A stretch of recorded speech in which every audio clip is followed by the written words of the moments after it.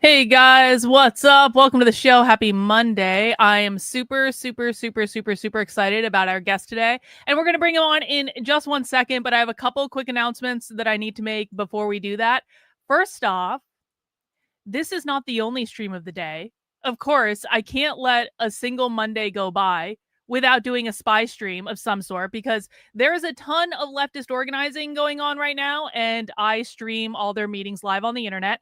And the left really loves it when I sign up for their meetings under a fake name and then I stream their stuff live on the internet. And they especially love it when I clip their stuff and then it goes viral and all that. And so we're going to be doing yet another leftist organizing meeting tonight. It starts around 8 p.m. This is going to be one of those rare times where we do actually do spy stream publicly on the internet. Most of the time, this is a supporter exclusive. And so if you want to see inside a live leftist organizing meeting, we're actually going to be listening. Actually, it's ironic that we're having Adam on right now because we're going to be listening to Christian leftists organize against the authoritarian Trump. And I'm sure Adam would have some feelings about that. But we're going to be doing that at 8 p.m. tonight. So make sure you pop back for that. If you're looking for the information, of course, it is on the YouTube channel. You can also find the info over on the Substack, and you can find which organization we're actually going to be streaming tonight over on the Substack. As always, this is where I post all my best stuff. This is where I post my breakdowns of the far left, karlyn.substack.com. And I actually have something really cool coming up this week that you guys are going to want to make sure you subscribe to the Substack for, because I'm going to teach you guys how to DIY your own trans hormones this week. Isn't this fun? I picked up this booklet at the Antifa queer Marxist fair that I went to in Boston over the weekend, and it breaks down how to DIY your own hormones. And just in case you don't want to do trans femme hormones, because I know not everyone wants to do trans femme hormones, I found the digital file for the trans mask hormones as well. And so we'll be doing the breakdowns on the queer Marxist guide to how to DIY your own hormones this week on the Substack. It's going to be really great. You can see what your kids are learning in school and all that good stuff. So you can head over there, karlyn.substack.com, if you want to get subscribed. And after spy stream tonight, we are going into our supporter Discord, and we are having movie night because we do movie nights on Mondays. We do like cult classic movie nights on Mondays, which is awesome. MacB is going to be showing Escape from LA at 9 p.m. tonight in the Discord, and so that's going to be really great too. Yes, welcome back to the Viking himself, Adam Green. Well, without further ado, I am thrilled to have Adam back on the channel. If you guys haven't been following Adam's work with No More News, I'd highly recommend you subscribe to him on Rumble. Follow him on Twitter. He's awesome, and I'm really glad he's back. Adam, welcome. What's up, Karlyn? Thanks for having me. It's good to be here. Good to be here. Can you turn up your volume a little bit? Sure. You sound a little low. Maybe I can turn mine down. Maybe that's so much better. Maybe I'm just loud though. All right. Well, you have been really vindicated in the last couple of days. How are you feeling? I mean, it's bittersweet, isn't it? Because I feel like when I had my vindication a couple weeks ago, it was because there were massive riots starting to pop off, and I'm like, well, this isn't really good, but it's good for me. And I kind of feel like, well, it's World War II, it's the end of humanity, we're all gonna die. So Adam Green was right about everything. That's just great. So I bet he's feeling really good about that. Yeah, it's like a weird paradox. Like the more Zionist things get, the more vindication, and the more content, the more to talk about. So it's a weird inversion paradox. But even right before the election, because I'd been predicting that Trump would get back in for years and have war with Iran, and in the exact way he did too, like selling himself as the peacemaker and the savior, and everybody's desperate for him to save the world, and the messianic aura around him that he's going to save us from World War III and the economy and save Christians and save Israel. And then the persecution, he laid down his life. They're coming after him. He sacrificed his billionaire life to be the president and save us all. So, yeah. But right before the election, I was like, I kind of hope that Trump loses, so everything that I've been predicting doesn't come through, because I know how the story ends and it's not good. But he won, and I don't know why I doubted myself. And but yeah, sometimes I hope I was wrong, for sure. Yeah. I hope I'm wrong all the time, and then I just turn out being right over and over and over again. And so it is, and it kind of sucks too. And I feel like you are in a similar position to I am, where like you scream about this stuff on the internet for years and years and years, and people don't listen, and they smear you, and they make fun of you, and they do all this stuff, and then all of a sudden you turn out to be right, and you're like, oh, now I get to take my victory lap, assholes. Okay, thank you. Yep. Yeah, the leftist Christian, that sounds interesting. I just had a back and forth with Zerka, actually. He said, because I copied that South Korean guy, and I'm like, as the highest IQ person in the world, Jesus is fake and Hebrew, Jewish. And Zerka responded. Zerka's a big TikTok influencer. Red pill. What is that? What is that called when they talk about girls all the time? What's that sector of the internet? I don't know. Like, anyway, he was like, "Yeah, remember when they replaced Christianity with communism?" And I said, "Yeah, I remember all the times Jesus spoke so positively of capitalism and wealth, and then showed a few verses saying the manosphere. That's right, manosphere." And then I showed some of the verses of the New Testament showing it's like, give away all your wealth and follow Jesus, and they live in communes, and if somebody asks for the shirt off your back, give it to them and ask nothing in return, all of these. And Christianity did lead to liberalism and socialism and communism. And lots of people have noted that in the past. Yeah, oftentimes like the Christians are some of the toughest people to get through with the work I do, because they're basically like ready for the end times, and they don't care if everything gets destroyed. And so it's like they're like, okay, we're ready for it because that means our savior is going to come back. And I'm like, well, that's not exactly how this should probably work. You should probably be trying a little bit harder if you care about fighting communism, but okay. So yeah, that's the big problem with prophecy and trusting the plan and waiting for a savior. It's like the worse things get, Christians believe like it's part of the plan. And when we lose, we win. And some of them even take it to the extreme that they believe that they're going to be raptured away before all the chaos and the suffering and the end times wars. Crazy. So how do you describe what you do for my audience who may not be familiar with your, because you do something very similar to what I do, but you do it with Jewish rabbis and Christians, which are just Gentile rabbis, basically. Priests are just spiritual Jews that believe in messianic apocalypticism. Basically, I have a news show where I cover religion and politics and current events, and I do news streams. But I also, I do lots of interviews. I've done debates. I'll do like documentary presentations. I'll do compilations of rabbis and Christians and clips and edits. I've even done like man on the streets and interviews and stuff like that. So a little of everything. So what would you describe if you had to explain to someone what you believe about how the Jews may have influenced Christianity? How would you break that down quickly for someone? Christianity is an offshoot of Judaism. It was started exclusively by all Jews, worshiping the Jewish Messiah based on Jewish prophecies. Okay. And how does that impact what's going on in the Middle East right now? Again, for people who might not be familiar. Right. Well, the conflict is all at the core of it is Israel, the state of Israel, Zionism, with a prophetic return to their holy land, the land promised to them by God, his chosen people. And the Christians are involved because many of them believe that Israel has to return and have the rebirth of their nation and a third temple and an antichrist and a mark of the beast and end times wars. And then Jesus will float down in a cloud with a robe dripping in blood and a sword on a white horse to save the day on the Mount of Olives.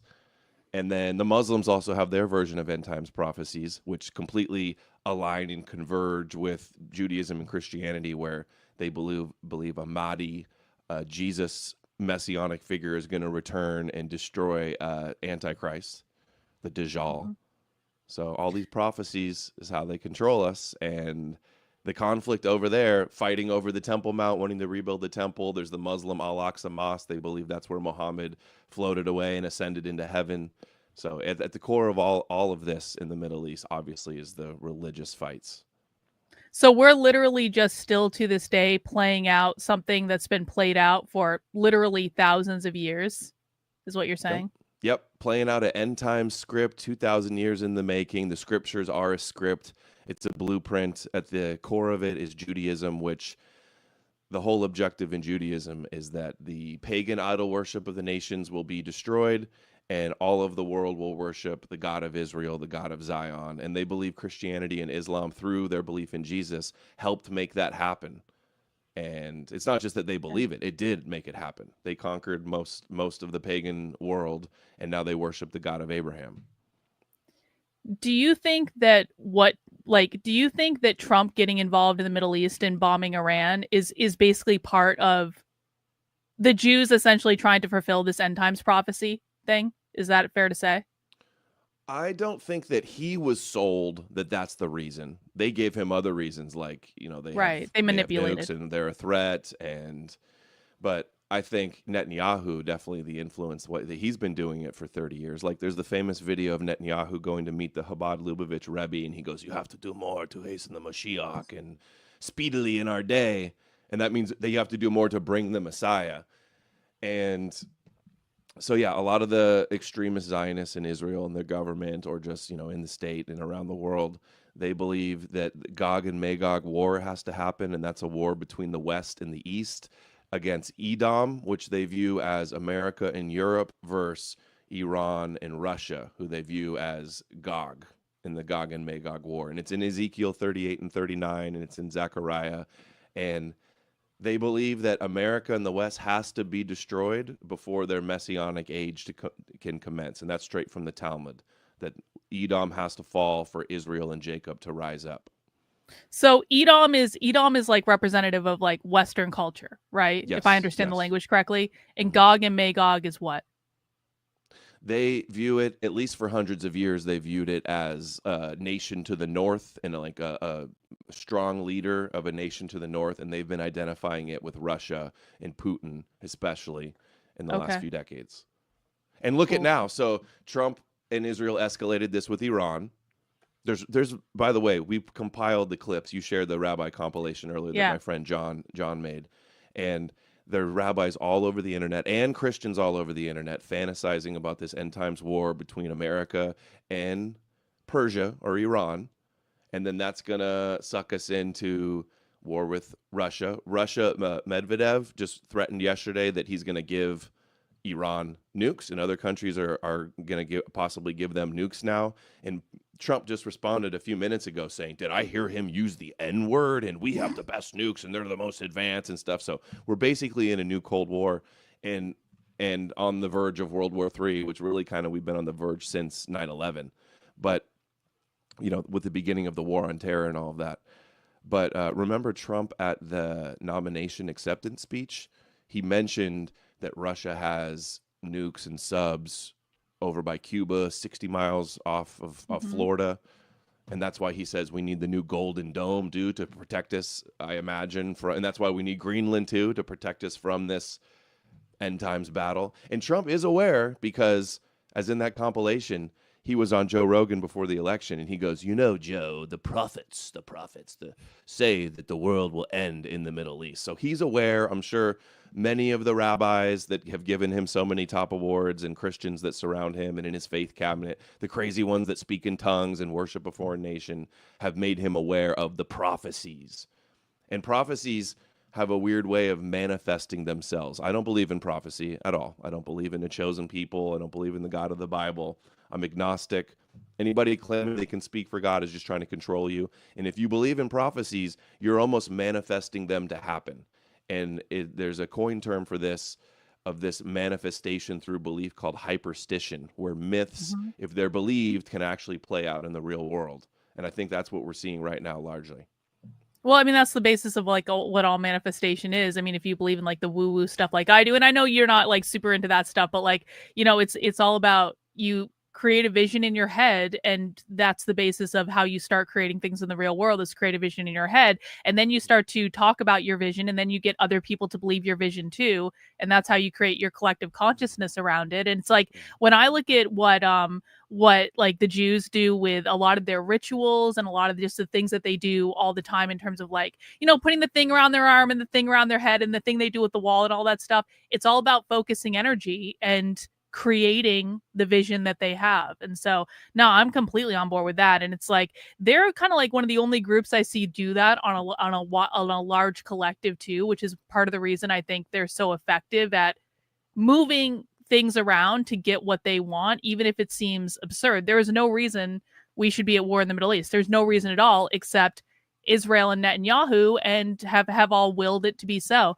You know, I saw a thing earlier today on someone was saying that Trump only watches Fox News, and because Tucker Carlson is now not on Fox News anymore, all he heard was like an echo chamber of like Zionism over and over and over again, and that's part of what informed his decision to bomb Iran. Intelligence, as they call it, right? In addition to vibes, as reported by Rolling Stone. I don't know if you saw that. Trump bombed them based on vibes. Mm-hmm. Or like Huckabee. Remember, Trump shared Mike Huckabee, who's a hardcore Christian Zionist, and he's the ambassador to Israel, and he literally wants to usher in the end times wars so Jesus returns. One of the most fanatical. Trump shared his text message he sent him, and he goes, listen to God and what God wants. And obviously that implies serving and blessing the chosen people in Israel and defending them and possibly even starting wars for them. I saw in the chat somebody mentioned like prophecy is predictive programming. On Fox News, they talked about, they're like, it's eerily similar. This attack on Iran and their enrichment of uranium underground in these bunkers. He's like, it's eerily similar to the new Top Gun Maverick movie. And I hadn't seen it yet. And I'm like, oh, that explains a lot. This huge, big Hollywood, big budget films where they use all these military equipment and planes and stuff. That means the CIA and the government is involved with the script and the planning and the production of that movie. And he's exactly right. It is the plot. Exact plot. They don't say it's Iran, but it's heavily implied that's who it is.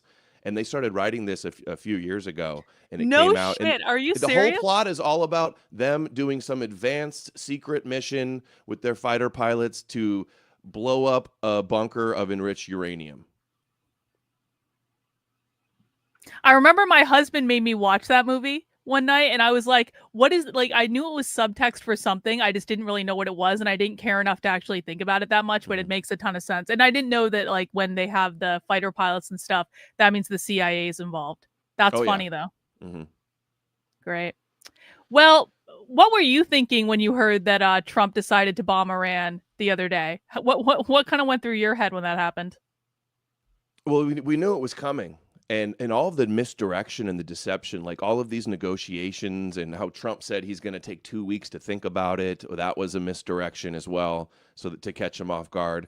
And then Saturday morning before they attacked, it was all over the internet, which should have been a red flag. They're like, oh, these B-2 bombers that dropped these huge 30,000-pound bunker busters that we're going to use, they just left, and they've got the fuel tankers, and they're going over.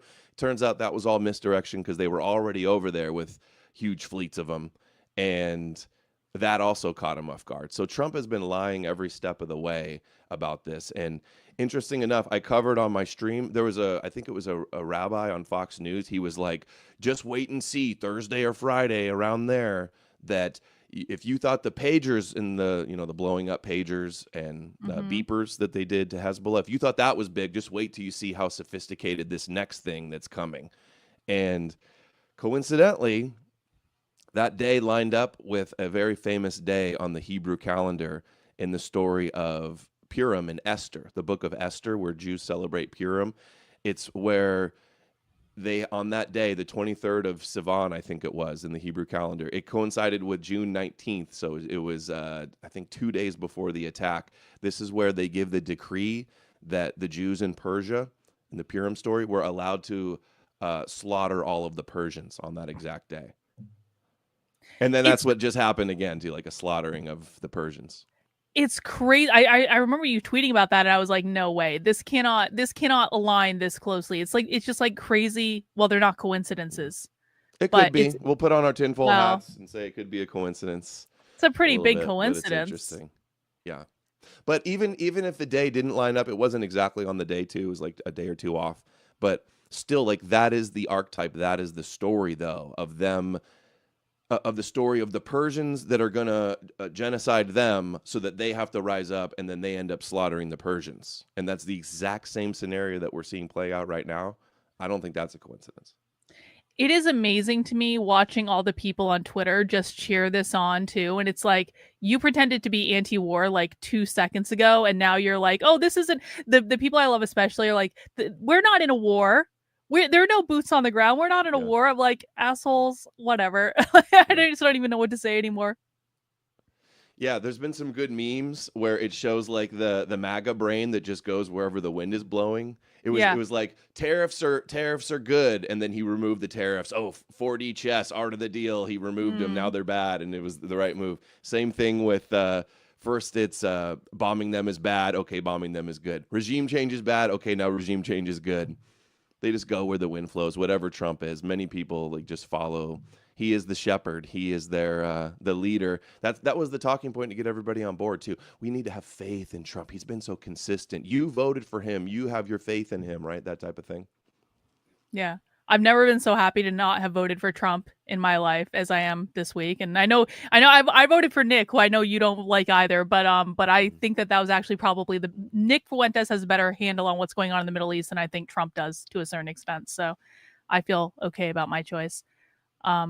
So Yeah. I guess, And that's another cope too, is ahead. everybody goes, oh, like Kamala would have done this too. Like, I'm not so sure about that. I don't Trump think was she the would have. chosen one. Trump was way more pro-Israel. He's way more loved by the Zionists. And would Kamala been able to rally the country to back and go along with this thing like Trump could? I don't think so. Not even close. Yeah, I think Kamala would have been bad for like different reasons, but I don't think she would have actually gotten us. And I think she would have gotten a huge, massive blowback from her party had she even tried to do something like this. And so, no, I agree with you on that. Yeah. They couldn't even or didn't even want to shut down like the college protests. You think they're going to go preemptively lie and coordinate with Israel to bomb Iran and set all this off? And that's another part of the deception that Trump was engaged in too. And remember, Mossad's motto was wage war by deception. And even 60 Minutes had on that Mossad agent bragging about with the Kanye mask on, bragging about how he's like, we're the producers of the film, and the real world is a theater, and we have the actors, and we're psyoping everything. And then they ended that segment on 60 Minutes with, yeah, Mossad's motto was wage war by deception. So this whole Trump is cutting off Netanyahu and this feud with Trump and Netanyahu, all of that was staged as well, and disinfo to make Iran think that Trump was going to come in good faith to the table. So if Trump's willing to lie to Iran on this grand of a scale for Israel, you don't think he's lying to you, MAGA, and playing all of you and playing America as well? I don't know how people don't feel deceived by all of that. To be really honest, it's like, even just knowing that Trump has been lying about this for so long, and it's like, okay, yeah, he's a politician, he's the president, of course he's going to lie, but to have it's kind of like it's pushed so directly in your face that it's like, how can you not feel this is smarmy, this is underhanded? There's no reason to ever trust anything that comes out of their mouth again. Like, I mean, they're flat out bragging about it and laughing about it, and I don't know how more people don't feel just completely deceived by this whole charade.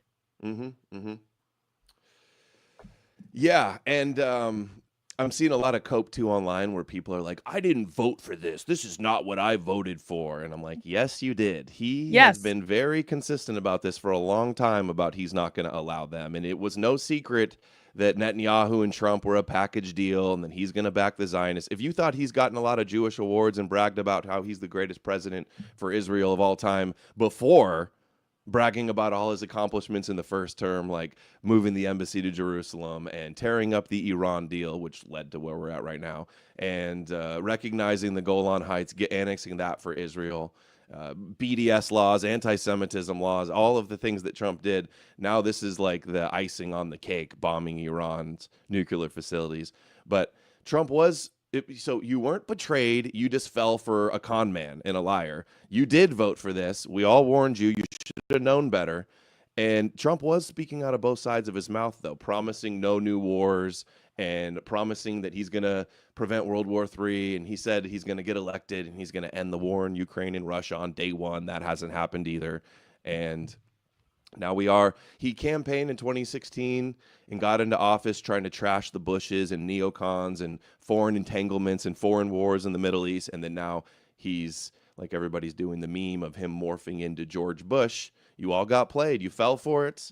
And what is the Bush saying too? It's like, you fool me once, shame on Yeah. you. Fool me twice, it's shame on me. Shame Well, on you all me. fell for Trump again. And it's funny too. I was just at a comedy show last night. Great comedian. I love Ryan Long. I don't know if you're familiar with him. I He like does him. a Yeah. lot of, he's had some real viral stuff. I went and saw him live comedy show, and he's like, "So is everybody hyped about war with Iran?" And everyone is like, "Boo." And he's like, "Yeah, Trump promised no new wars, but we all knew," this is his joke, "we all knew Iran had a hall pass. Iran's his hall pass for wars." That was a good one. Wow. You just reminded me of something. I want to pull it up on the screen. It'll just take me a second. So a while ago on the channel, we watched it's kind of tangential to what you were just saying, but it popped into my head. A while ago, we watched a documentary on a socialist YouTube channel. And I'm trying to pull it up because I think actually a lot of people might be interested in it. And I just want to get it on the screen so people can see it. And you might think, okay, like Socialist Jesus? well, yeah, kind of actually. Where is it? It was on Veriso Books' YouTube channel. Where is it? Here it is. Here it is. So check this out. So this is a documentary on Veriso Books' YouTube channel. It's been up since 2021, so it's not a new documentary. And it's called The Israel Lobby in Academia. And it's so funny if you watch this now. This was produced by Al Jazeera back in like 2017 or something like that. So it was produced like when Trump was in office the first time. And it's basically they got someone to go undercover at some of these like Jewish groups like Canary Mission that are doing like the attacks on college students. But this was like almost 10 years ago. And if you watch this documentary, it's almost exactly what they're doing to college students protesting the pro-Palestine protesters today, almost to the same letter. And in this documentary, they go inside Canary Mission, Canary Mission is one of the organizations that is basically telling Trump, these are the college students that you need to deport that are protesting it, except they were documenting all this back in like 2017. So this documentary is this the one where trip. Roseanne, they show the tweet of Roseanne calling to nuke one of the college campuses? I don't think I've seen this. It was a 4-part series that Real- Al Jazeera made on the Israeli lobby, and Maybe. the Israeli lobby wielded their power to get it shut down so it didn't air on the Yes. network it was supposed to. Yeah. Yeah, so this is on Veriso Books' YouTube channel. Veriso Books is a socialist book publisher, and they actually have, after the documentary, they have a panel with like student activists that were involved in all this. It's a trip to watch if you have a chance to watch it now, because it's just like so relevant to what's going on. No, I remember I watched it and covered it on my YouTube channel before it was banned. I had some clips from this series that had like hundreds of thousands of views. And I just recall there was like a professor at one of the schools, and he talked about like the weird harassment and slander and rumors they were spreading about him online. Oh, yeah. And at that time, I was attacked by Canary Mission and ADL, and they were doing the exact same things to me. And even online all the time, that people that you would think would be on my side, just all of these defamation campaigns, slandering, making them all rumors and lies about me as well. And I suspect it may be from bad actors from Israel and Unit 8200 in Hasbara sowing some of this disinformation.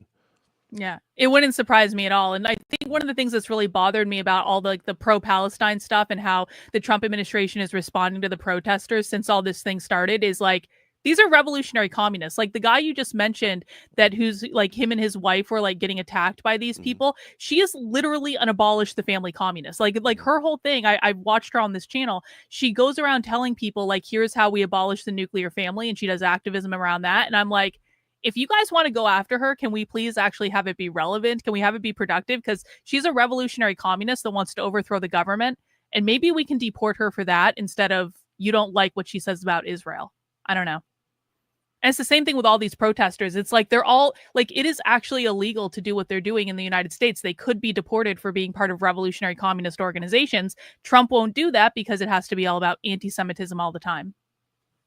Yeah, it is amazing how like the college campuses were allowing like overt, widespread anti-white hatred, anti-American stuff. But then as soon as it was October 7th and the focus shifted to Israel and Zionism, then it was all shut down so fast. And they were trying to, get rid of replace the university presidents and pass laws where they can't protest, and running psyops about a Jewish girl getting poked in the eye with a flagpole when it like, oh yeah.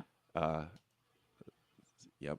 And they did. They largely shut it down. And Trump backed that. As soon as Trump got in, he appointed Pam Bondi of the forget what her position is right now. What is it? Attorney Justice General. Department Attorney General. Yeah. And she immediately went after Columbia and Harvard and like other universities for anti-Semitism.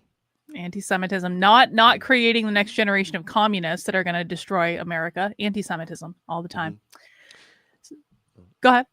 That's a really good documentary. Remember, the guy was like going on dates with like the Jewish activists in the schools and secretly recording her and showing how much they're influencing and manipulating things behind the scenes in these college campuses and with professors. And it's straight coercion and like it should. Huge investigation should have opened up to shut all that down, but they didn't, showing the extent of their control and meddling going on. No, and it's bizarre to watch today too, because it's like they make this big deal about like, October 7th, and I'm not going to say October 7th was a small thing. A lot of people died. It's very sad. Like that's anytime you have stuff like that, it's tragic. But like they're making it seem like they were just been doing all of this since like October 7th, and it's like no, they've been doing all of this for a really long time. Exactly the same playbook over and over and over again. Listen, Amalecch. I unblocked 17,000 people on Twitter, and within a week, you said something dickish and got yourself blocked again. This is your fault. If you apologize to me, I will unblock you, and you can stop complaining about it, okay? Sorry. Amalek's I know he's one of your clippers. Amalek's awesome. I know. Definitely give him a second chance. Well, he needs to not be a dick on Twitter then. I'm not asking too much. All right, let's go through some of these super chats. I have more questions for Adam, of course. Adam, do you think that James Lindsay is the Antichrist? No. No? What do you think of James Lindsay? I think he's a grifter and a fraud, though. Isn't he going to like Christian events and like kind of hiding that he's not a Christian? I'm the anti-Moshiach. I'm anti-Moshiach. I'm anti-Yahweh. I'm anti Torah prophecies, like Antichrist. Satan in Judaism, in these Abrahamic religions, Satan is just the boogeyman that scares people into believing in the God of Israel. That's the adversary, like the controlled opposition that scares you into using fear to get you to believe in their Messiah and their God. Well, what I heard about James Lindsay, and I have become friends with his stepdaughter recently, which James is really, really thrilled about. What I heard is that James was going around to all these Christian events because Christians were his primary client base, and he was basically like, he's in he forced his wife to be in an open marriage so he could fuck all the women at the Christian events, essentially. So that's what's really going on. So maybe James is the Antichrist. He's turning all these Christian women away from their marriage. I don't know. It's just a rumor that his stepdaughter told me, so I don't know if that's true or not. Scott says, fantastic guest. Thank you, Scott, for that. Rottweiler said, what could happen if things don't go the way Israel and Christian Zionists, dispensationalists, push the date and set things up for another day like the Mayan calendar BS? Is that what we're talking about? I hope so. Like, even in the Bible, it says, like, Jesus, what is it? Jesus will not come until, like, the disciples go to all of the nations around Israel. So they've been pushing this back, and there's been end times doomsdayers forever in Christianity. And always saying people in their current time is the Antichrist, and the end times war is about to happen, and the plagues are happening, and everything's a sign of the Messiah. In fact, I watched Blackpilled, a streamer, do a review of an old Christian Zionist documentary from the late 70s, and it was exactly like an end times Christian movie I saw in the early 2000s, and they've just been doing it forever, and it doesn't happen, and they redo it. But given where we're at right now, like, they're not just saying, oh, the war with Iran and Russia and the West, like, they're not after the fact claiming this is fulfilling prophecies. They have been saying this is what the prophecy is for a long time, and we really are here. And the people that believe these things, or at least pretend to believe these things, are in positions in all these countries in power. So I think it is a real concern that one day they will actually be able to carry out their end times agenda and trust the plan and hope that Jesus is going to float down and save them. And this is one thing you'll hear, the biggest cope is so-called anti-Zionist Christians online will say, well, that's just the Schofield Bible, and that's just the Zionist Christians and the Protestants, and they're satanic and they're heretics and stuff. But this is cope, because all denominations of Christianity still believe in these prophecies. They still believe Jesus is going to return, and he's not going to return until the Antichrist comes. So in a weird way, they'll say John Hagee and the Christian Zionists and Ted Cruz are satanic, or they're not real Christians. That's their biggest excuse, which is the no true Scotsman. Not real Christians, Oh, even though they're the goodness. ones with all the power, right? And carrying out their agenda. But even though Christians will claim they're opposed to Zionism and the Third Temple, in a way, they still think it's fulfilling their prophecies. So in a weird way, they're for it because they believe it has to happen. It's inevitable and it has to happen for Jesus to return. So they are contributing to the problem as well with that mindset. Do you really think that this is ever a problem that can be like solved with how ubiquitous Christianity is, not only in the United States, but all over the world? It's collapsing amongst European countries for the most part. It's growing in like Africa and China and other countries, but which is a concern. I think it's less likely that it'll be totally be able to be eradicated. There's still going to be believers because one of the things that's built in with religion that they think they're supposed to be hated. That's how you know that Jesus is true, because people hate them, or they mock you. It's so easy to mock them because it's so ridiculous. But the mocking, the Bible said we would be mocked, so that's built-in defense mechanism as well. So there'll always be some people. I think we've had the internet for like 20, 25 years, and I think that knowledge and information is helping less people believe. But at a minimum, we can get it out of our government. These Abrahamic end times death cults should not be in government, in power, with their fingers on the nuclear triggers. Like Pete Hegseth, the leader of our military, is over in Israel saying he wants to rebuild the temple, and he's got a Jerusalem cross tattoo. He's got a Yeshua, which is Jesus in Hebrew, tattoo. And the guy leading our military that just led the attack on Iran believes in all of this hardcore end times prophecy. It's a huge threat to the whole world. Same with the Muslim countries that believe in their prophecies, and the rabbis in Israel and the Christians around the world. Russian Orthodox Church believe in their end times prophecies as well. And it is a very grave threat to the whole world. If we didn't have that, we wouldn't have the risk so much of them wanting to happen, trying to make it happen, not fighting it when it does happen. And I'm sick of it. I'm sick of both sides, all sides that believe in these ancient Hebrew fairy tales and these magical prophecies and supernatural nonsense things. I agree. So, Soto says, big thanks to Karlyn and Adam for their work. Incidentally, there are some Christians, James, I don't know how to pronounce that name, is one example, who are fully aware of the tribe's MO. What do you think? You seem to be skeptical. I don't know who it is, but I disagree. If he believes the Bible, he's not aware. Oh, he's aware of the tribe. He probably thinks he's a true Israelite and believes he has a circumcised heart and considers himself to be a spiritual Jew. And he wants the same thing. He doesn't know what the tribe's MO is, because the tribe's MO is that he is going to bow down to the God of Israel, and he does that. So he's fulfilling their objective, and he's not opposing them because he wants the same thing that they want. The Christians and the rabbis ultimately want the same thing with minor differences. They want all the world to worship the Messiah of the Torah according to the prophecies, one world religion, singing Kumbaya, worshiping the God of Israel, and most of them believe it's after huge end times wars.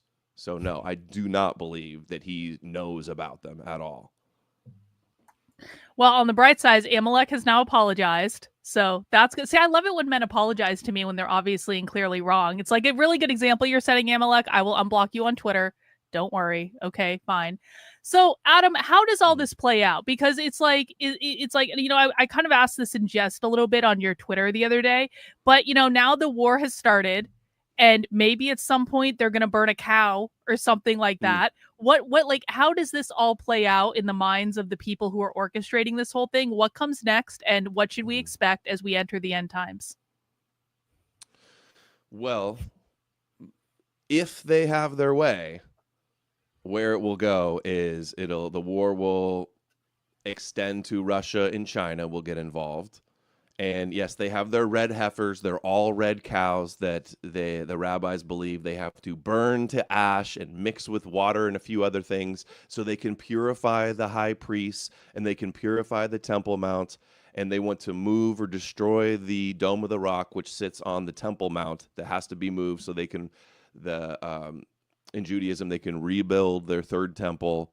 And that's where the their Messiah. They will anoint their Messiah, who's going to be the ruler over the world, and all of the nations that remain will be Noahides, which Christianity and Islam, they believe, are proto-Noahides because they believe in the God of Israel and they recognize his chosen people and their special mission on earth. Okay. Explain Noahides. Like, okay, so we don't speak Jewish on this channel. We speak socialist. So you gotta break it down for us. Yeah.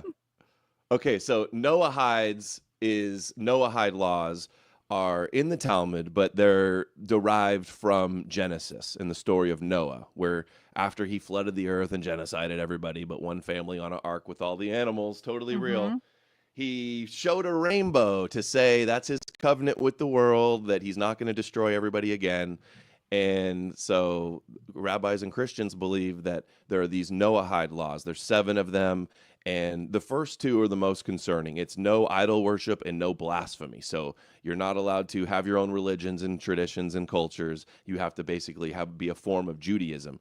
Noahides, which Christianity and Islam are almost perfect Noahides, are basically Judaism for the non-Jewish world. And Chabad Lubavitch is big in this, and they're trying to push this.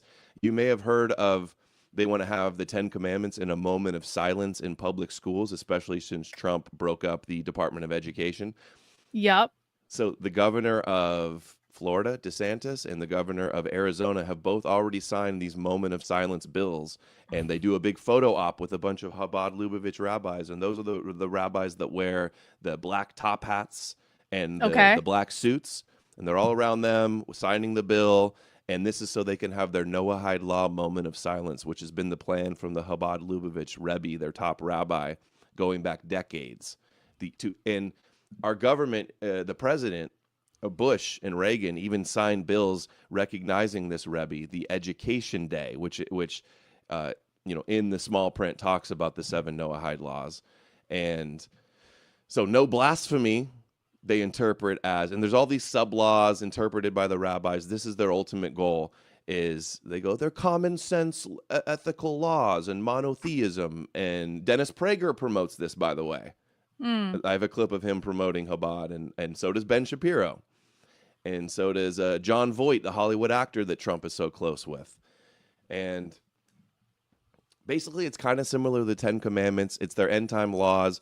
A Gentile, which means non-Jew for the people that don't speak Jew here in the chat, a Gentile that believes in the God of Israel and the chosen people. And the only problem with Christians that makes them not Noahide is they believe in the Trinity, which is considered idol worship, that a man or the Messiah, Jesus, is also God.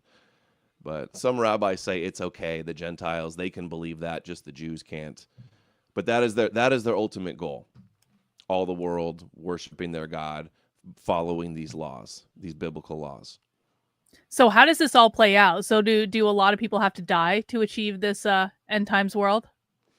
A whole bunch of rabbis in the clip say that 2/3 of the world has to die. And then there's also rabbis on the internet talking about, and this is straight from the Talmud, that they'll have 2,800 righteous Gentile, Noahide, Shabbos Goy servants. Like the idea, the Shabbos Goy is on the 7th day, God rested in the creation story, right? So that's the Sabbath 7. And in the 7th millennium, so remember young earth creationists in Christianity and in Judaism, they believe that the world is 6,000 years old by doing math from like Adam to everybody till today. And so in the 7th millennium, they will have these righteous Gentile servants that look to them and say, God is with you, and want to serve them. And this is why rabbis say that the non-Jewish world was created to serve them. And then in the 7th millennium, they will have their servants and they will just study Torah and they will be on top of the world, like this type of thing. So anyone who lives has to go serve the Jews and be their slaves so they can just study Torah all day? That's what they say. Oh, good. That's going to go real well. It sounds like a utopia, real communist Judeo-utopia. I think I might actually rather live in communism if I had to, rather than being someone's slave so they could go be like, Torah scholars all day. We actually did like a 6-hour queer Jewish class on the channel one day because we found this like queer Jewish organization that was teaching all about What was, oh my gosh, what was the main takeaway from that class? It was The like they were genders in the teaching Talmud, all that they like to talk genders. about that. Yeah. Yeah, they were teaching all about the genders and about how they're not really queer, but they are queer, but they're not trans because it's a different gender and all this stuff. It was Mm. like a 6-hour class that we found open on their website. And then I streamed the whole thing on one of my socialism Saturdays. And then they took the class down and they put it behind a password. And I can't imagine why they didn't want us to see that information anymore. Yeah, they don't like it when bad, hateful people bring attention to what they're doing. You Yeah, knew too much. They had to shut it down.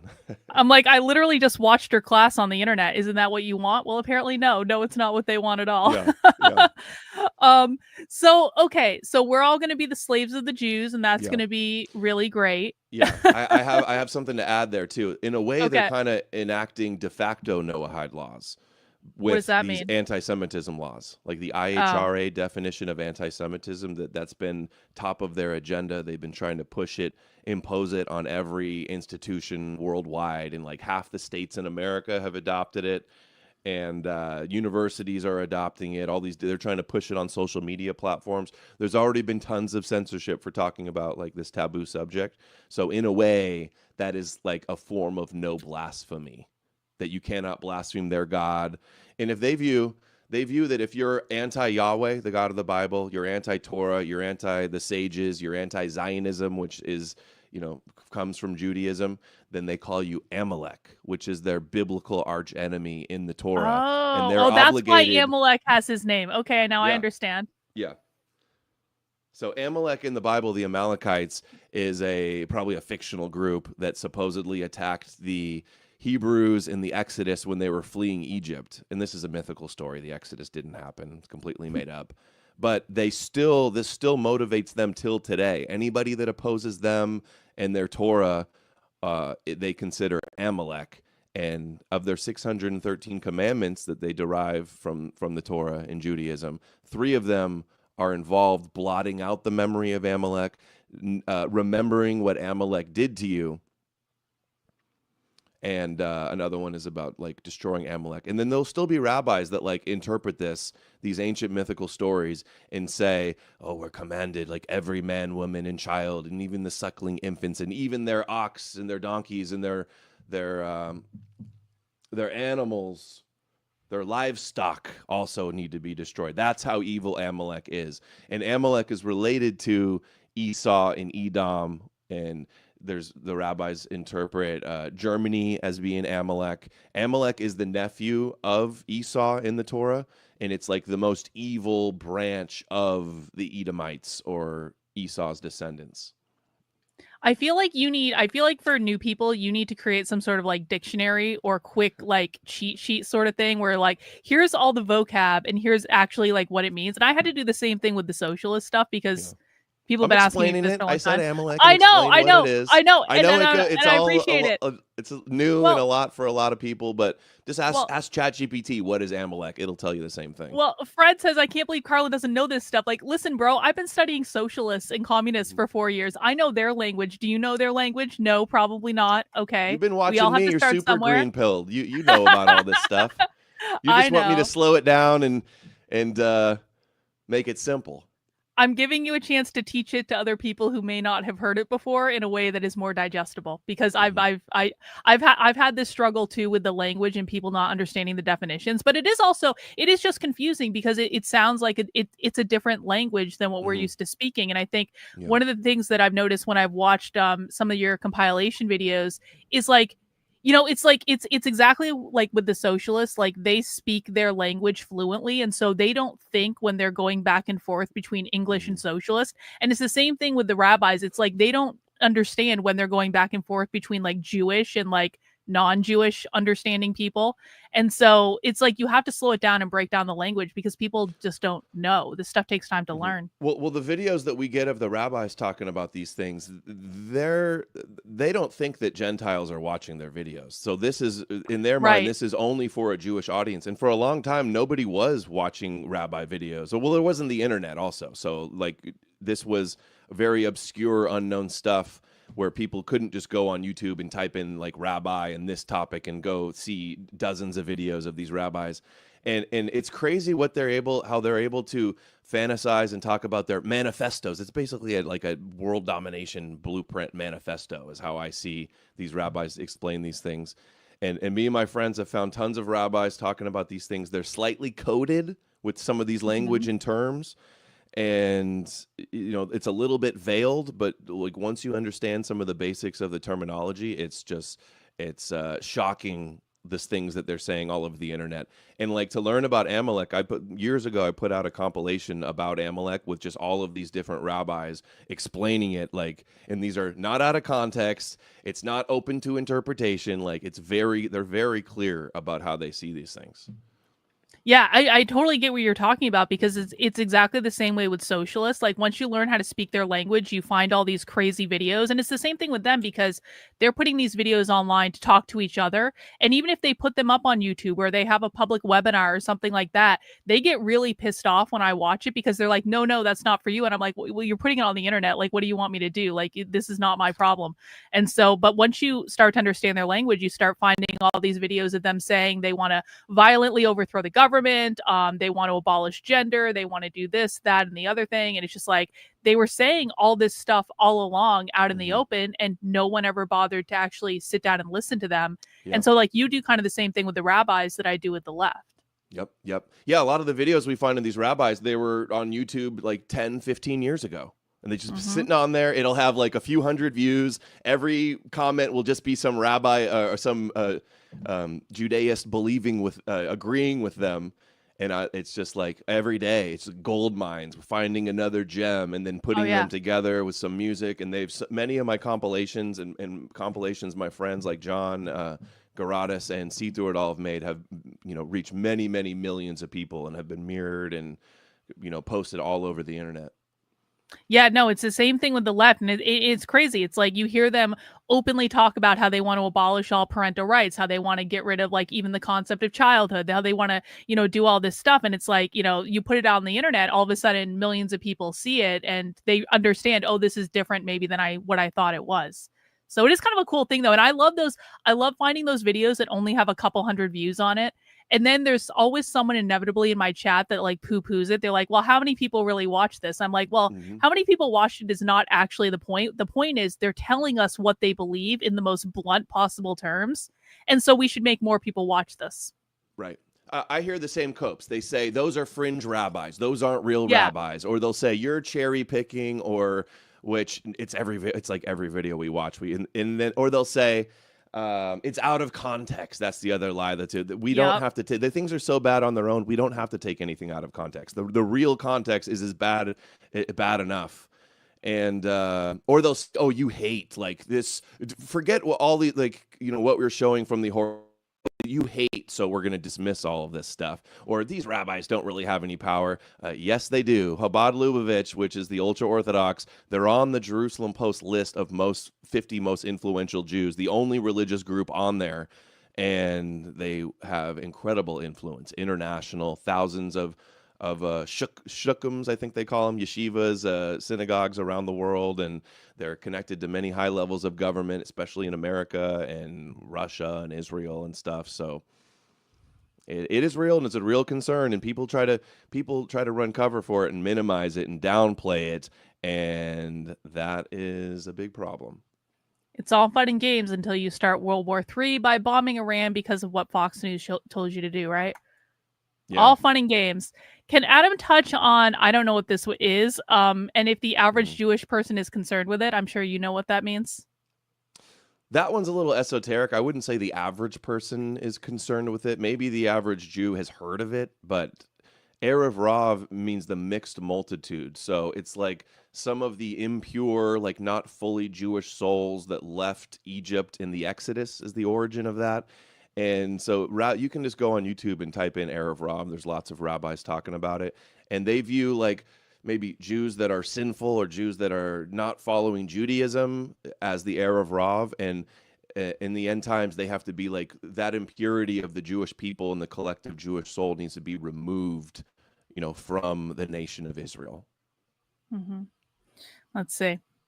I am I become said so you're saying once we learn the languages we'll recognize more patterns than Joanne's Fabrics. Well, Joanne's Fabrics just went out of business, and so I'm not sure that's a great reference, but it is kind of true though. It's like once you learn that like all these different, I mean, I think that we're kind of like in a society where we're surrounded by different cults and different tribes, and just like every little subculture has their own language, every different subculture has their own definitions of things. And once people start understanding that like your definitions of things are not my definitions and vice versa for like every single subgroup, you start to understand, oh, like all of these people are doing things that are just honestly crazy, but no one knows about it because people aren't actually speaking the language of the cult. Mhm.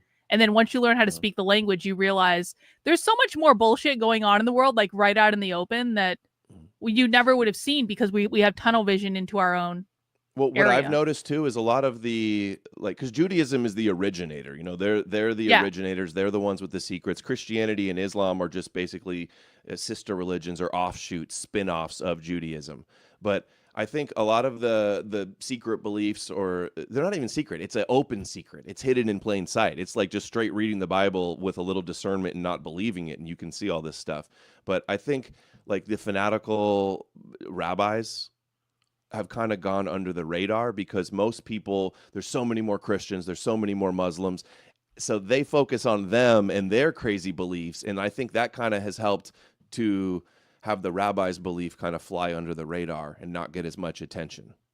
So in I a think it way, is. it's like provides cover for them even. I think it's interesting because I've been thinking about this and why I never noticed this stuff. I mean, I grew up in Vermont. I grew up in a Catholic family, even though I wasn't baptized. I was never around Jewish people growing Mhm. up. I kind of looked at Jewish people and I'm like, okay, they have their own thing, but then they're wearing these weird clothes and they're using language I don't understand. And quite frankly, like I just didn't care enough to try to understand any of it because it didn't impact my life at all. So why would I know all this stuff? Why would I? And I always perceived it too that I didn't think it was like that different from any other religion until I mean really like the last couple of years, to be Mhm. honest. It's not totally different from Christianity, to be honest. Well, Christianity fair enough. is just like it's a sect of Judaism that was started by Jews that believes in a Messiah and prophecies and end times. So it's extremely similar. Hmm. Let me see. Let me see. Any other questions? I think I got all the questions so far. So, okay. How does this thing play out with Trump? Because now Iran has responded by kind of sort of bombing American bases, but not really. It was more just like a love tap, if anything else, like nothing really happened. And now Trump has declared world peace and he's congratulated everyone on Twitter that we now have world peace or Truth Mhm. Social or whatever. What do you think is going to happen next? Well, they've been signaling a lot of like sleeper cell attacks or maybe an Yeah, that attack was on our crazy. yeah. So there could be a sleeper cell attack. It could be even a lone wolf, some Muslim somewhere, get mad about what's happening in Palestine or mad what happened to Iran, and they could do an attack. There's also like the grid, or there could be, um, you know, uh, b- biological attacks. I'm sure they have biological stuff, but I don't know that Iran was. They didn't do much to our bases, and we already evacuated them, and Trump's declaring victory. But like, how much could they really have done? If they Mhm. really tried their hardest, we would have just shot them all down, and it would have looked like even more failure.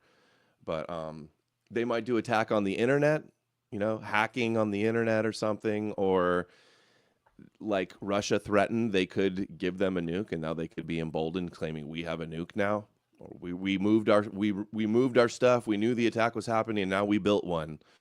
In 2 weeks. I don't think it's over. It's way premature celebration. Trump declaring peace. It's very reminiscent of a lot of people on the internet have noticed of Bush's mission accomplished banner he had on the aircraft carrier. Mhm. Yeah, I So remember that well. yeah. I was like protesting at anti-war protests at the Boston Common when all that was happening. I'm like, here we go again. It's like it's people have such short memories with this stuff. It's exactly the same playbook as Iraq Mhm. all over again. And it's not like it's over and there's peace now. Trump is saying make Iran great again and wants regime change. That's really what this has always been about. It wasn't about these underground facilities from Top Gun. It's about regime change and having a puppet in there for them. And I don't even think Iran was really their ultimate target. Like if you go off of what all the rabbis have been saying, like Edom in the West is the ultimate target. And they want us to get in a battle against each other with Russia and China as well. So hopefully none of this stuff happens. If enough people, maybe we can stop voting in Christian Zionist politicians like Ted Cruz that says, I learned from Sunday school when I was a kid that we need to support the state of Israel. It says it right in this ancient book, right next to Noah's talking snake. And this is what influences his political decisions. Did you watch his interview with Tucker Carlson? Because that was insane. Ted Cruz is insane. Yep. And what's insane is that no journalist has pressed a politician like this before, because this has been going on for decades. And finally, somebody pressed a politician about, like, you're really using the Bible and you don't even know what verse or the context, and this is what's influencing your political views. And then, or you don't know anything about Iran. Yeah, didn't even know the population. He's been talking about overthrowing this country and bombing this country for years, probably a decade, and doesn't even know the very basics of the population, which even I knew. And so there's so many politicians in America that believe like this. Basically, every single Republican, this is the position you have to be elected. And a lot of Christians online will say it's all AIPAC, or they're all blackmailed by Epstein. But that's not, those things exist. But what they do is they just prop up sincere believers that get voted in by sincere believers in this Christian theology.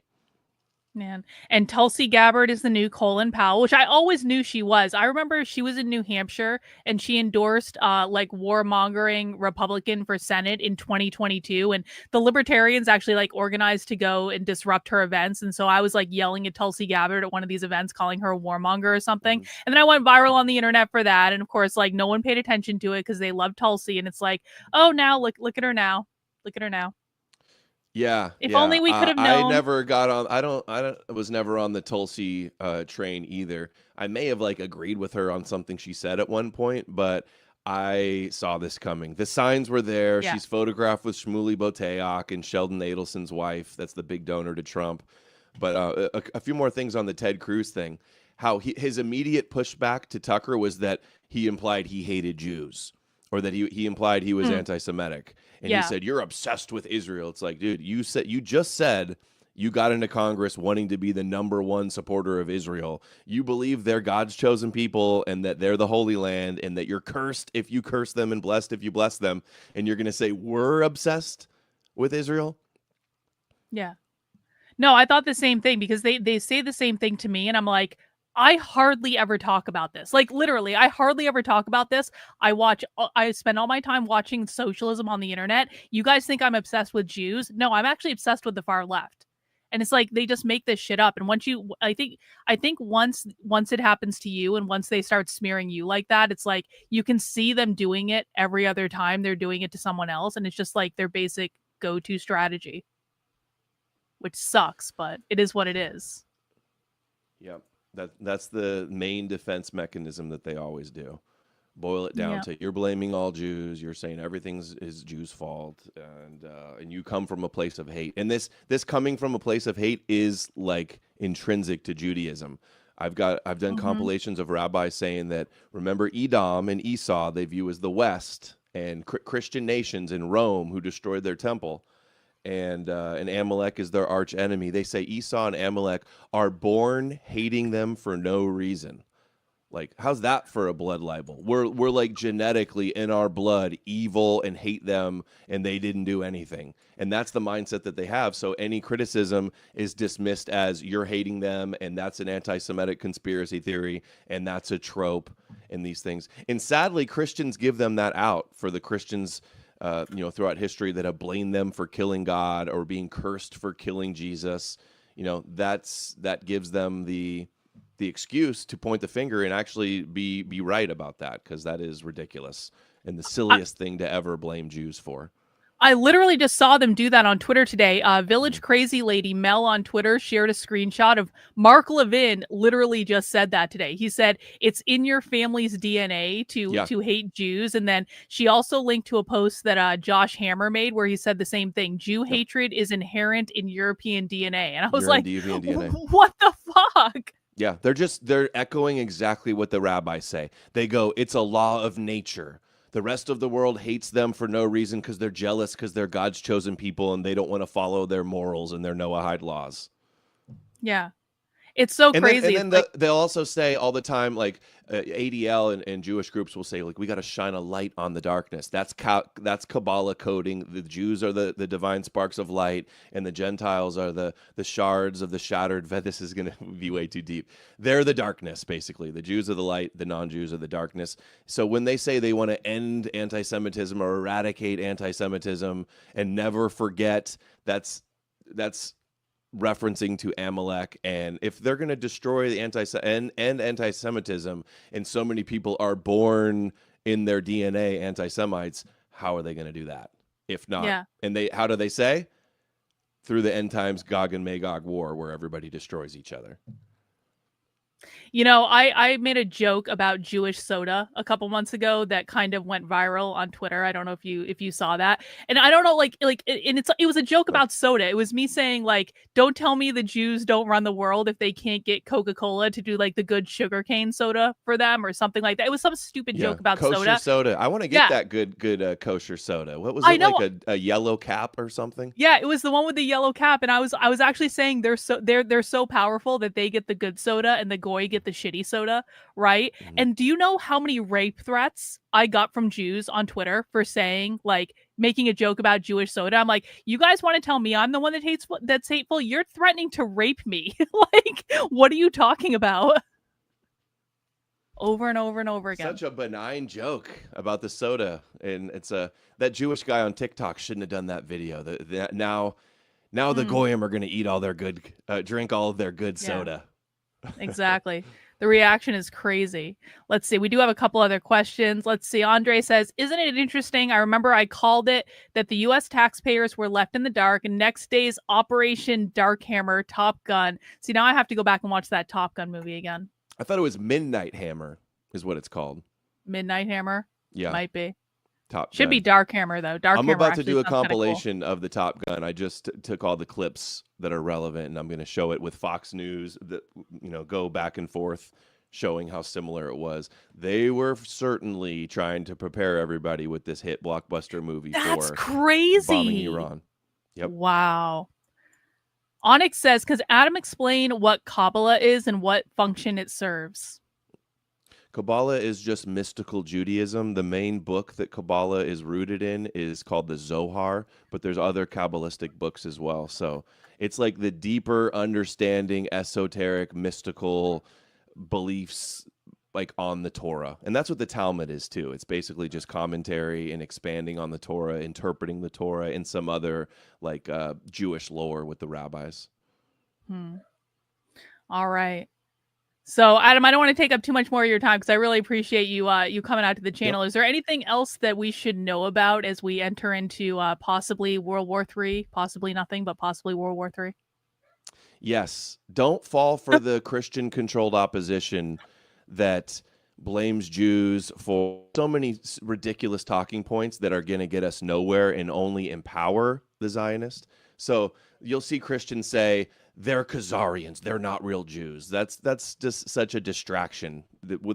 Christians can't get to the root of the problem, which Zionism, Talmud, Zohar, it's all rooted in the Torah, but the Torah is Genesis and the first 5 books of the Old Testament that the Christians think is the word of God. So these copes online saying Jesus wasn't Jewish. Jesus is a mythical Jewish Messiah based on prophecy. So, and it's invented by Jews. He is called rabbi. He celebrates Jewish holidays. He's circumcised on the 8th day like a Jew. So don't fall for the Christian-controlled op copes that Jesus wasn't Jewish or Jews aren't real Jews. When I try to expose the Edom, Esau stuff, the Christians online, a fringe minority of them will say, oh, the Jews are secretly Esau and Edom, and the prophecies say we're going to win in the end. This is nonsense that gets you nowhere.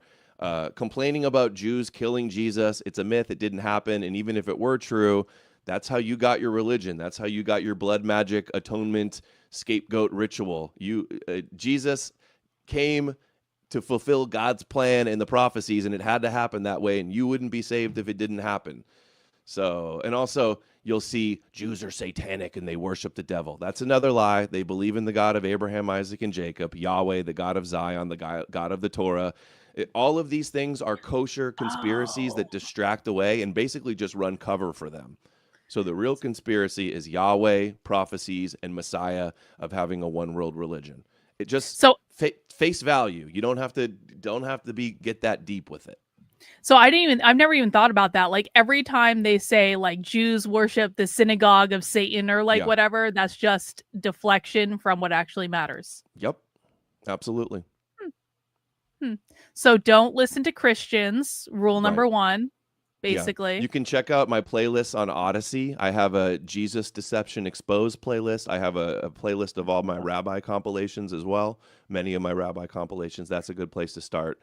And if guys, I'm banned from YouTube. I had a huge channel on YouTube, was banned in 2020.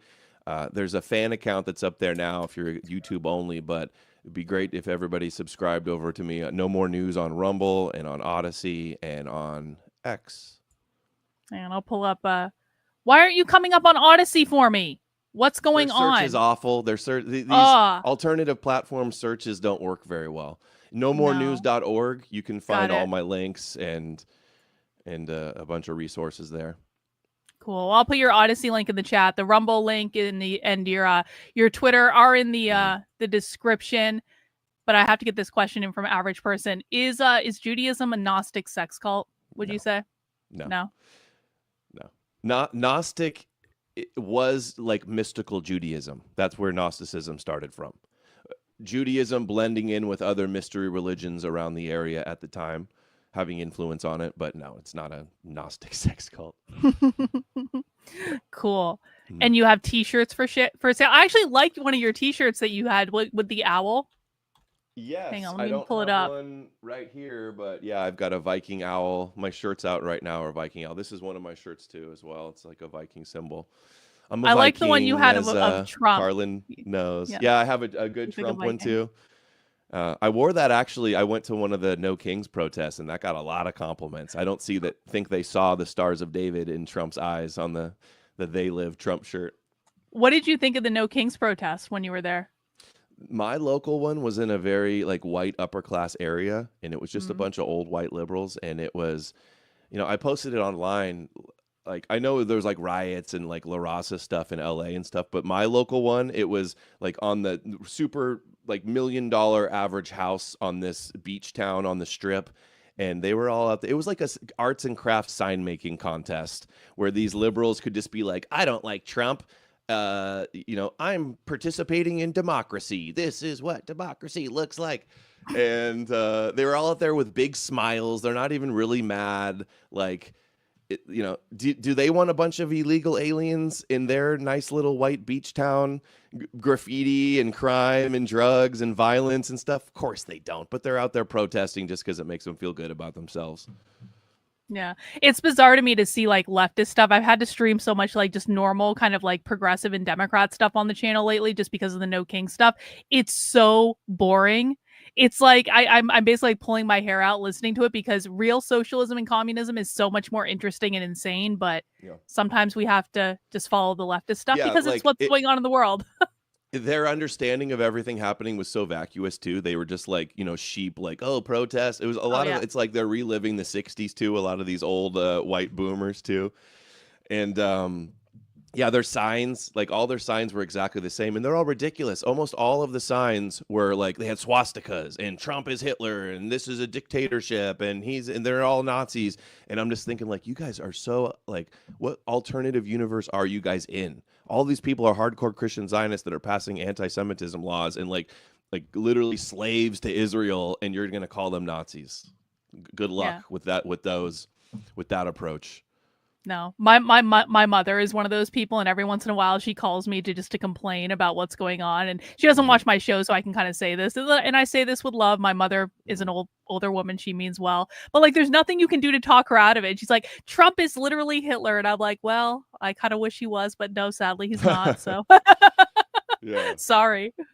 Yeah, he's more like King Cyrus and King David and the Savior, the messianic figures of the Jews Yeah. and the Christians. But what can you do? You just have to nod and smile, be like, okay, well, enjoy your protest. It's going to be fine. My mom too. My mom's Christian, so same boat. Oh, I bet that makes for interesting holidays. I leave her alone. I'm targeting the youth and people, not people in their elderly age. They can keep believing. They can believe the lies. It's fine. They aren't hurting anyone. Right. She's not.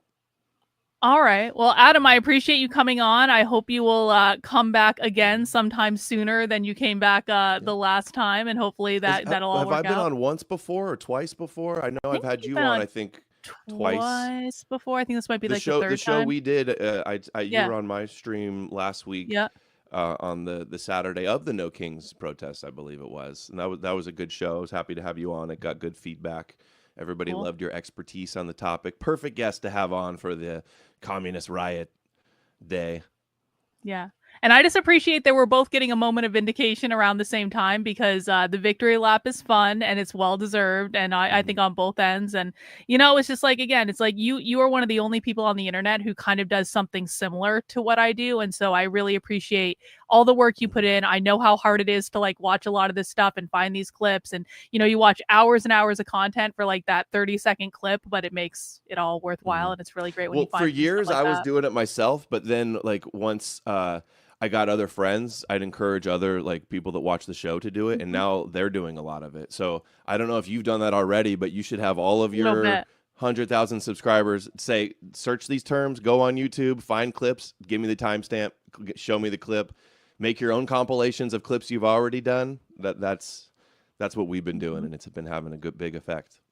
Yeah. No, we're starting to do some of that. I've got a couple projects in the works for like archiving things like that. We've got a Discord going where we're starting to archive all of this stuff. And so just trying to like put it, it's like an overwhelming, I'm sure you have the same problem. It's like an overwhelming amount of information to try to articulate to people, and just the organizational effort to even just get everything all in one place where you can actually see it is the hardest part, honestly. But I feel like we're getting there. I've got so many hours and like probably thousands of rabbi clips on multiple different hard drives that I've been collecting over the years. And then the hardest part is trying to put the right ones together in something short enough that the bird brain average person with the short attention span online will actually watch, because most people don't watch something over like a 2-minute TikTok video. So you want to be able to wake them up with the most powerful stuff in something that short. Yeah, it's so true. And like, I have a massive archive of like thousands of things just like these, of things that are like handed out at leftist protests that are crazy. This is about, Adam, do you want to know how to become a trans femme? Because I can give you a DIY hormone guide right now from leftist protests. I will pass on the trans hormones. Did you do the expose on the Antifa literature that you picked up the other day? This is I'm starting to kind of like drip it out, but I'm just doing one by one, because it's just like there's so much of it. Like I have a whole like thing. It's like this much literature. So I'm just putting them out one by one, and just we've looked at the Antifa riot manual. We've looked at their little guidebook that they give out to everyone when you first start to protest and what you need to do. We've looked at some of their stickers and stuff like that, but I'm just slowly kind of putting this stuff out there and archiving it, because it's like a lot of it's evergreen, to be honest. It'll be out there for a long time. But I mean, this is why the left wins, because they create so much shit like this, and people think this is like a little DIY. What was funny? It was like the conservatives on Twitter were like, how are they printing all that stuff? They must be really well funded. I'm like, you can make this on a home printer. This is not a well-funded operation. This is printing something on your own home printer, printing 100 copies of it and bringing it to a protest. That's it. It's not that hard. But yeah, I'm working on an archive about that. I have a really big archive of this stuff in Discord that I'm trying to make it all public. But we actually have, I should show you, we actually have Jewish trans zines that we've talked about, where they're talking about the gender and all this stuff. And so those are fun. Yeah, they're focused on the real important things, the real important Mhm. issues, right? Yeah, they're focused Yeah. on the good stuff, like cutting off. The Jewish transine actually has like a whole story about a person cutting off his dick or something like that. So that's really good. So, Yeah. yay! Circumcision. Hey, yeah, Christians don't have much room to talk when they genitally mutilate their Yeah, boys the on the Tim 8th Tum, day. the Yeah. Tim Tum. It's called the Tim Tum, something like that.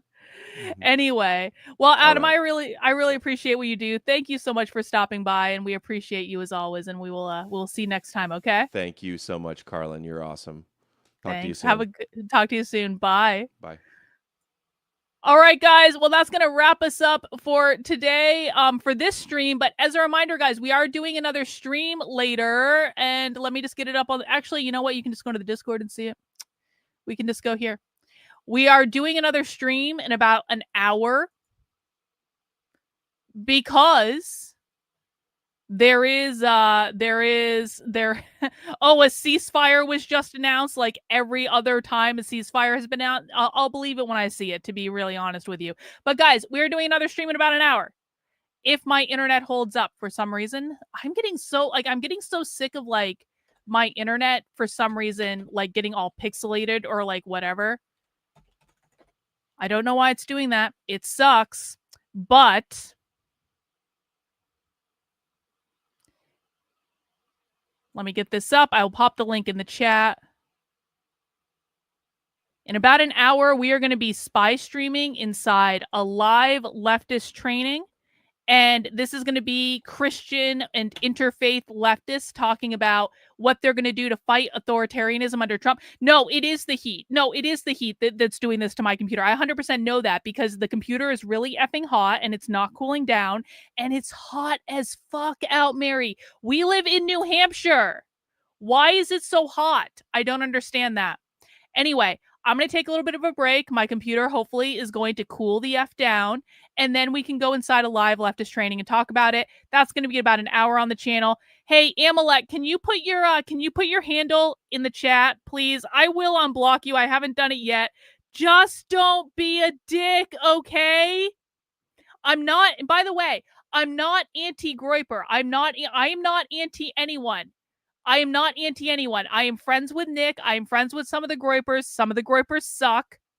I am also friends with Adam. I love Adam. I want to keep having Adam on the channel. I don't want any shit from you, bro. I just want to be nice with everyone. I don't want to be in a war with anyone. Literally no one. But I will unblock you on Twitter because you apologized. And real men apologize to me when they're wrong. I'm just saying. I'm not Auntie Groiper. No. No. Anyway, you signed up for the virtual socialism conference. All right, guys. Well, I'm going to end the stream now. Make sure you subscribe to the channel. Make sure you have mounted the like button. I hope you guys appreciated Adam. I hope you go subscribe to his stuff. He's awesome. And I'll see you guys in about an hour. All right. Take care, guys. We'll see you soon.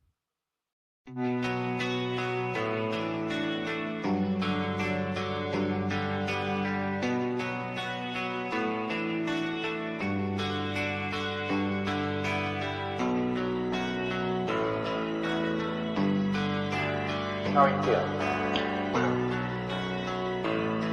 How long have you been here? 3 months, May 17th. And what brought you? That's difficult to answer.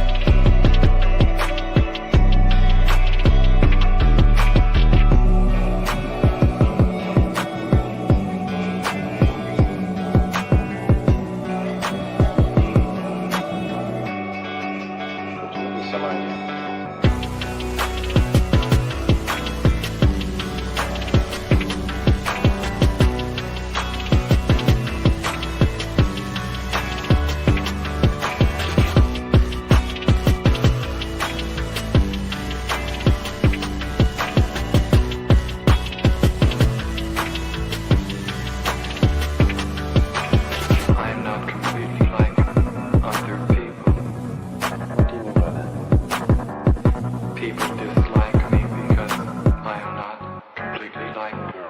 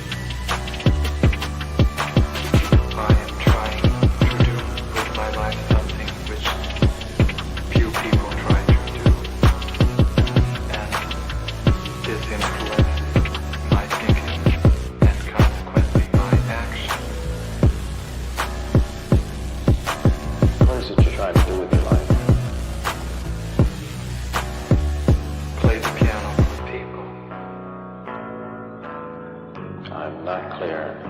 How is it that playing the piano for people has eventually resulted in your being here in the hospital?